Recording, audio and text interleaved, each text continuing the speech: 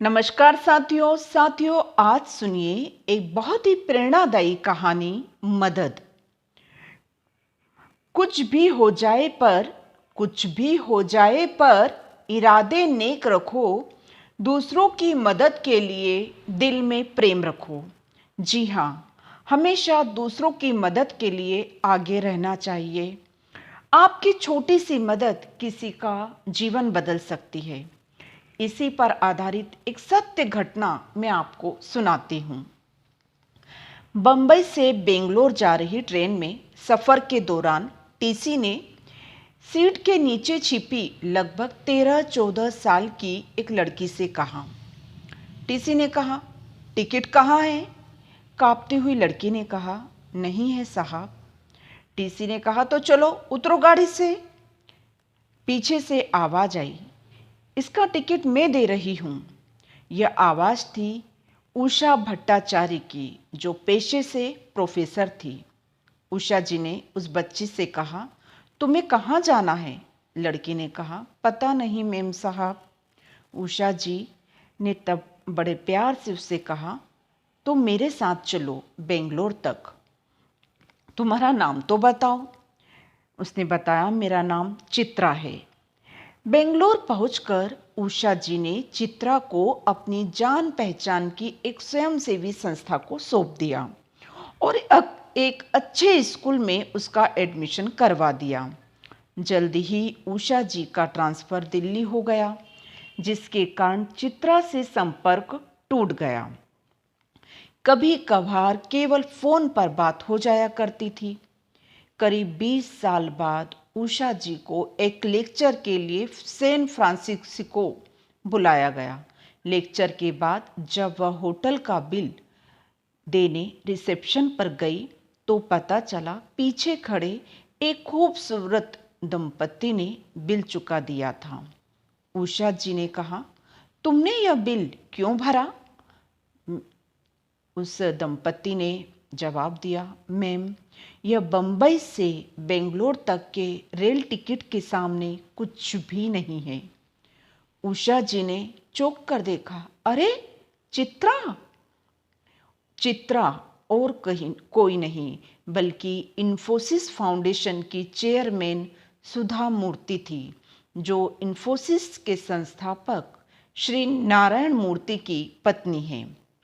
यह लघु कथा उन्हीं की लिखी पुस्तक the day I stopped drinking milk से ली गई है।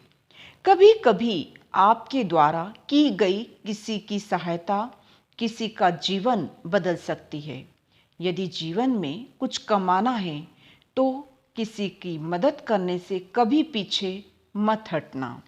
महान लोगों का सहयोग और समर्थन पाकर कभी कभी छोटे लोग भी बड़ा बड़ा काम कर जाते हैं। इसलिए मौका मिले मदद करने का तो बनना सारथी। मौका मिले मदद करने का तो बनना सारथी, न कि स्वार्थी। तो हमेशा दूसरों की मदद करने के लिए तत्पर रहिए।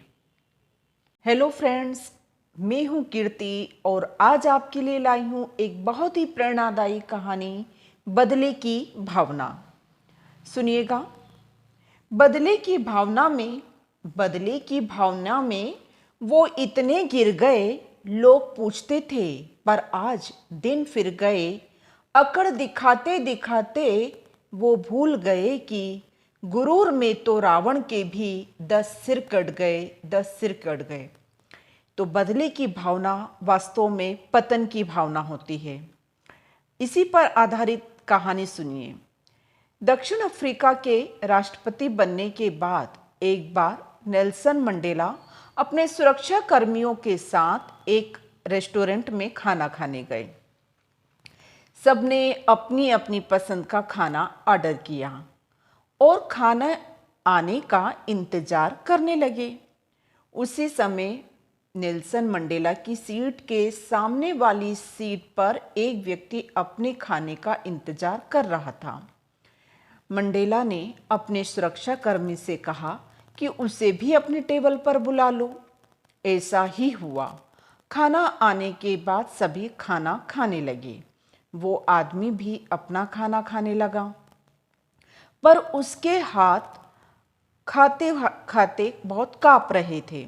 खाना खत्म कर वो आदमी सिर झुकाकर रेस्टोरेंट से बाहर निकल गया। उस आदमी के जाने के बाद मंडेला के सुरक्षा अधिकारी ने मंडेला से कहा कि वो व्यक्ति शायद बहुत बीमार था।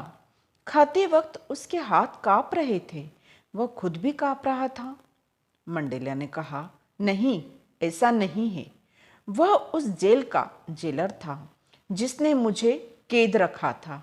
जब कभी मुझे यातनाएं दी जाती थी और मैं कराहते हुए पानी मांगता तो वो मेरे ऊपर थूकता था। मंडेला ने कहा, अब मैं राष्ट्रपति बन गया हूँ। उसने समझा कि मैं भी उसके साथ शायद वैसा ही व्यवहार करूँगा, पर मेरा चरित्र ऐसा नहीं है।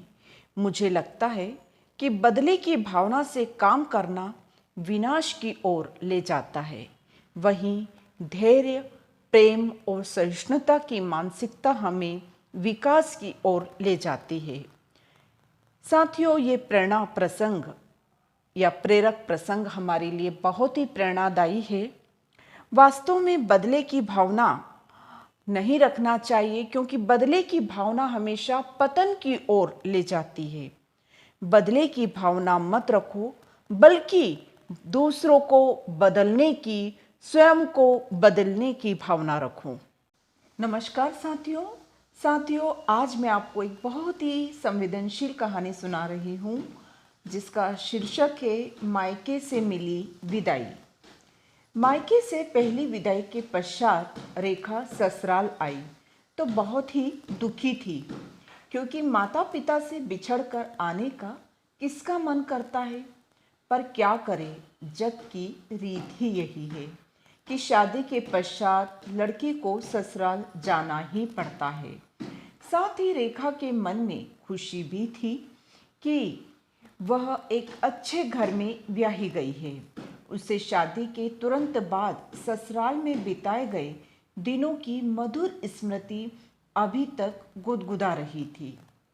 ससुराल में आने के पश्चात रेखा ने अपनी सास सीमा को माता पिता द्वारा बताई गई दिए गए सभी सामान, कपड़े आदि दिखाने प्रारंभ कर दिए। वाकई रेखा के माता पिता ने बहुत ही खर्च किया था। सभी वस्तुएं बहुत ही अच्छी और कीमती दी थी, पर रेखा के मन में एक भय भी था कि अगर भेंट सीमा, जो उसकी सास है, उसको पसंद नहीं आई तो। सीमा ने सभी वस्तुओं को देखा, प्रशंसा की। इससे रेखा के चेहरे पर एक गर्व मिश्रित खुशी के भाव आ गए। सीमा की अनुभवी नज़रों ने इसे ताड़ लिया। उसने रेखा को अपने पास बिठाया और पूछा कि इन सब वस्तुओं को खरीदने में रेखा के माता पिता ने बहुत ही खर्च किया होगा। रेखा ने मौन स्वीकृति दी तो सीमा ने प्यार से रेखा को समझाया कि अब शादी और पहली विदाई हो गई है। जो भी रेखा के माता पिता को शादी और विदाई के लिए अपनी बेटी को देना था, उन्होंने दे दिया। अब रेखा का घर ही उसका ससुराल है, मायका भी। शादी के पहले बेटियां माता पिता से अपनी जिद पूरी करवाती हैं, पर शादी के बाद स्थिति बदल जाती है। अब माता पिता से जिद करना, और वह भी ससुराल में अपना मान बढ़ाने के लिए, बिल्कुल भी उचित नहीं है। ससुराल में बहू का मान बहू स्वयं से है, न कि उसके द्वारा मायके से लाए गए सामान से। अतः रेखा को मायके में जो भी मिला, जो भी माता पिता प्रेम से दे, उसे बड़े ही आदर से स्वीकार कर ले, किंतु अपनी ओर से कभी भी भूल कर भी कोई मांग न रखे। साथ ही सीमा ने हिदायत दी कि अगर उसे कभी यह मालूम पड़ा कि रेखा ने मायके में कुछ मांग रखी है तो सीमा को बहुत ही बुरा लगेगा। इतना सब सुनने के बाद रेखा के आंखों से आंसू बहने लगे और वह सीमा की गोद में सिर रखकर सिर्फ इतना बोली कि जी मम्मी जी। सीमा भी प्यार से रेखा के सिर पर हाथ फेरने लगी। साथियों, ये कहानी बहुत ही प्रेरणादायी है। आज के युग में जब व्यक्ति बहुत अधिक लालची प्रवृत्ति का होता जा रहा है, दूसरों से ज़्यादा लेने की चाह रखता है, वहाँ ऐसे समय में यह कहानी बहुत ही प्रेरणादायी है, जो लोगों को ये सीख देती है कि दूसरों से दी गई चीज़ें कभी भी हमारा घर नहीं भर सकती हैं। तो इस कहानी को आप ज़रूर ज़्यादा से ज़्यादा लोगों में शेयर ज़रूर कीजिए और चैनल को सब्सक्राइब करना ना भूलिएगा।